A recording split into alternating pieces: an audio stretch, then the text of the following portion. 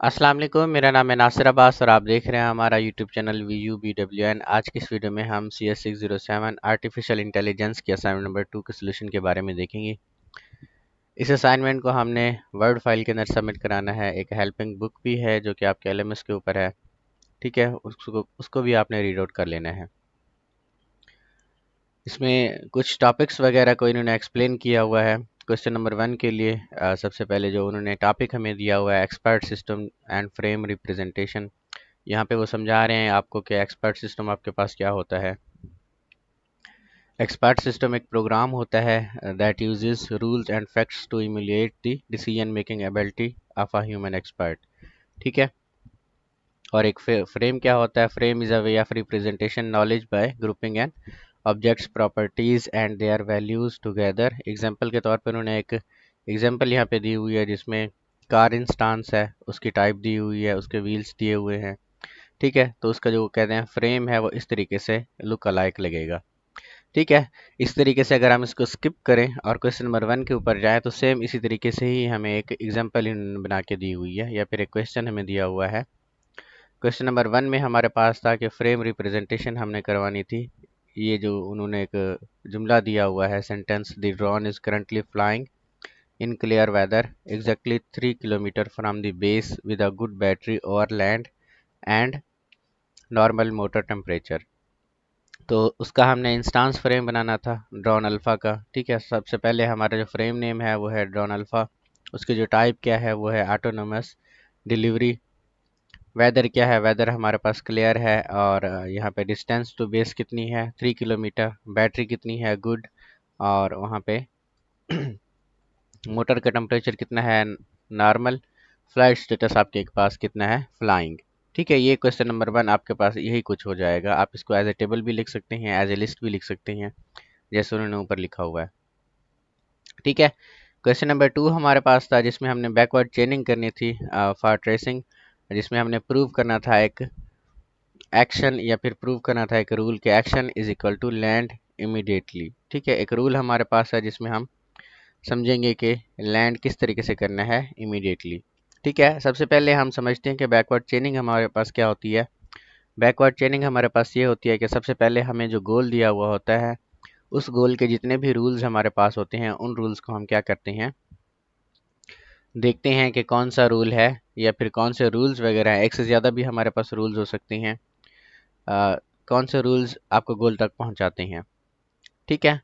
तो यहाँ पे इसका जो आंसर हम लिखते हैं, हमारे पास जो गोल है वो है लैंड इमीडिएटली। स्टेप 1 के अंदर अगर आप देखें तो 3 तरह के हमारे पास रूल्स हैं। रूल 5 है सिस्टम स्टेट, जिसमें overheating action is equal to land immediately. अगर तो आपका ड्रोन जो है उसका टेम्परेचर ओवर हीट करता है तो आपने लैंड करना है इमीडिएटली। हमारा जो गोल है वो भी यही है कि लैंड करना है आपने इमीडिएटली, ठीक है। रूल नंबर 6 आपके पास है जिसमें बैटरी है। अगर तो बैटरी आपकी क्रिटिकल है या बैटरी लो है फिर भी आप लैंड कर सकते हैं इमीडिएटली को।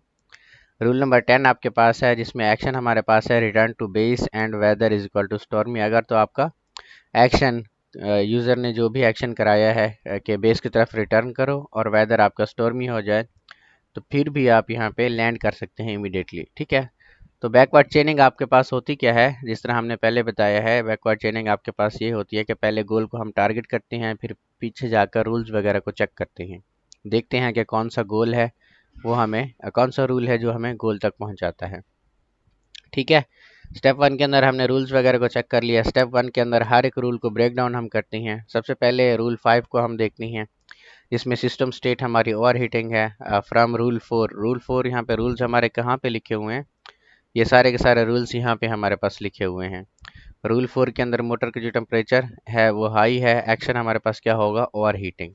एक्शन इसका लैंड इमीडिएटली नहीं होगा। हमें पता है कि अगर मोटर का टेम्परेचर हाई हो जाए तो यहाँ पे भी यही कुछ हमने एक्सप्लेन किया हुआ है कि from rule 4 motor temperature is equal to high system state overheating. From rule 4 जब ओवर हीट करता है तो motor temperature is equal to normal और रूल 5 आपका फेल हो जाता है यहाँ पे। ये आपका फैक्ट है एक, ठीक है। रूल 6 को या फिर पाथ 6 जो आपके पास है उसको हम देखते हैं। पाथ 6 के अंदर बैटरी आपकी क्रिटिकल हो जाती है। From rule 3 battery drain is equal to fast and battery is equal to low, battery critical हो जाती है। बैटरी लो फैक्ट है आपके पास, need battery drain is equal to fast.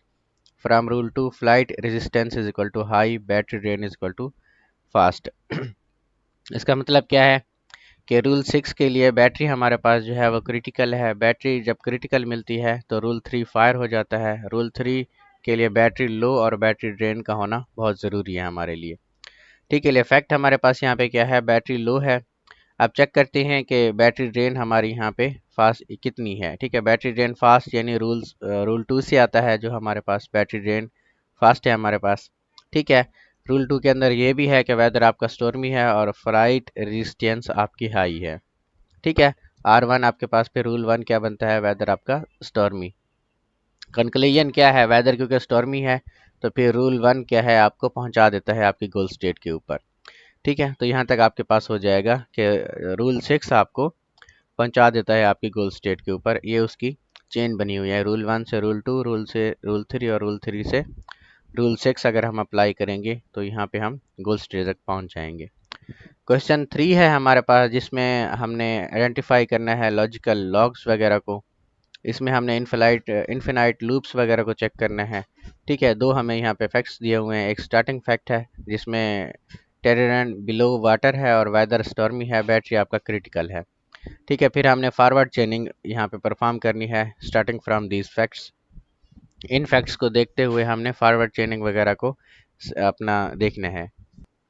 ठीक है, सबसे पहले हम समझते हैं कि फॉरवर्ड चेनिंग हमारे पास क्या होता है। फॉरवर्ड चेनिंग में हम फैक्ट्स वगैरह से स्टार्ट करते हैं, फिर फैक्ट्स को फायर करते हैं। फायर का मतलब है कि उनको चेक करते हैं कि कौन सा फैक्ट है, इसमें क्या चीज़ें हैं। ठीक है, फिर हर एक फैक्ट्स के नए फैक्ट्स भी जनरेट हो जाते हैं। अगर यहाँ पे हमारे पास देखें तो इनिशियल जो फैक्ट्स हैं हमारे पास वो यही बनेंगे, जिसमें वेदर स्टॉर्मी होगा, टेरेन बिलो वाटर होगा और बैटरी क्रिटिकल होगी, मोटर का जो टेम्परेचर होगा नॉर्मल होगा।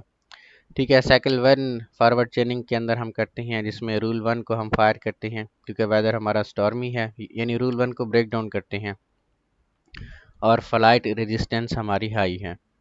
रूल 2 हमारे पास है जिसमें फ्लाइट रेजिस्टेंस हमारी हाई है और बैटरी ड्रेन फास्ट है हमारे पास। रूल 6 भी यही है हमारे पास, ये बैटरी क्रिटिकल है तो एक्शन हमने लैंड करना है इमीडिएटली को।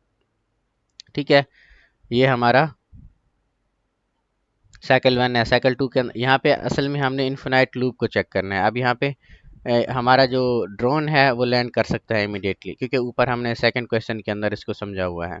ठीक है, ये चीज़ आप ना भी लिखें तो भी मसला नहीं है। साइकिल 2 हमारे पास क्या है, साइकिल 2 में हमारे पास रूल 8 को हम फायर करते हैं जिसमें एक्शन हमारा था immediately land immediately plus water.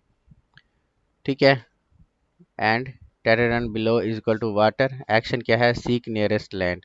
ठीक है, साइकिल 3 हमारे पास है जिसमें रूल 9 को हम फायर करते हैं, जिसमें एक्शन हमारा था कि सीक नियरेस्ट लैंड और मोटर टेम्परेचर आपका क्या होना चाहिए, हाई होना चाहिए। यानी साइकिल 4 के अंदर हमारा रूल फायर होता है, रूल नंबर 4, जिसमें मोटर टेम्परेचर हाई हो तो सिस्टम ओवर हीट होता है। साइकिल 5 के अंदर सिस्टम स्टेट ओवर हीटिंग होती है तो लैंड करवाना है हमने इमीडिएटली। इसी तरीके से हमारा रूल 6 है, साइकिल 6 है। साइकिल 6 के अंदर फिर से हम रूल 8 को चेक करते हैं। अब देखिए यहाँ पे हमारी इनफिनाइट लूप कहाँ पे बनती है, जहाँ पे हम दोबारा से रूल 8 पे आ गए हैं। रूल 8 को हमने पहले भी चेक किया हुआ है साइकिल 2 से, तो यहाँ पे हमारी आइडेंटिफाइड हो गई है इन्फिनाइट लूप। ठीक है, तो ये हमारी चेन क्या बनेगी लूप के लिए, R8 से R9, R4 से फिर R5 और फिर R8। तो ये इन्फिनाइट लूप है जिसको हम देख रहे हैं। ठीक है, इस लूप्स की काजिंग वगैरह क्या है, the system never change the one fact that would let it escape terrain below stays water permanently. Rule 8 instruction to seek land only ever sets temperature high, जिसमें रूल 9 भी हमारे पास एक्सप्लेन है, विच री trigger over heating R4 and land immediately R5। ठीक है, question number 4 को हम देखते हैं। क्वेश्चन नंबर 4 के अंदर हमें क्या चीज़ कराई हुई है, जिसमें नॉलेज बेस रीडिज़ाइन हमने करना है। जिसमें क्वेश्चन 3 के अंदर वो कहता है अगर आपको ब्रेक डाउन या फिर इसमें जो भी डेडलॉक वगैरह अकर हुआ है इन्फिनाइट लूप को कैसे ख़त्म कर सकते हैं, वो चीज़ हमने बतानी है। तो प्रॉब्लम हमारे पास क्या है, वो कहता है if a drone is over water and needs to land it must attempt to seek and land fast. Land करने की कोशिश जब करता है फिर ओवर हीटिंग होती है, ओवर हीटिंग से फिर वापस लूप स्टार्ट हो जाती है। तो इसका सोल्यूशन आइडिया जो हमने यहाँ पे दिया हुआ है वो ये है कि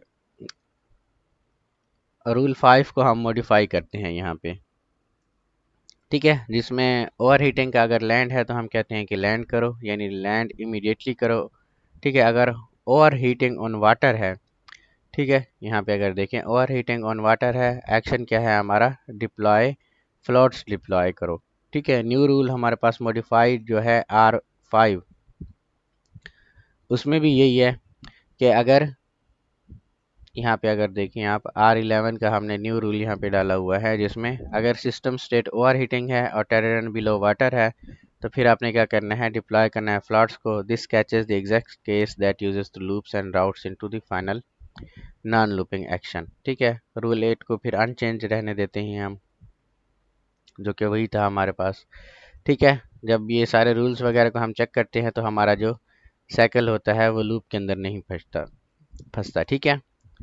तो यहाँ तक आप लोगों ने लिख लेना है, ठीक है। आप इसको इजी वे में अपनी लैंग्वेजेस में या फिर अपनी वर्डिंग में लिखें तो इंशाल्लाह आपको नंबर्स वगैरह मिल जाएंगे।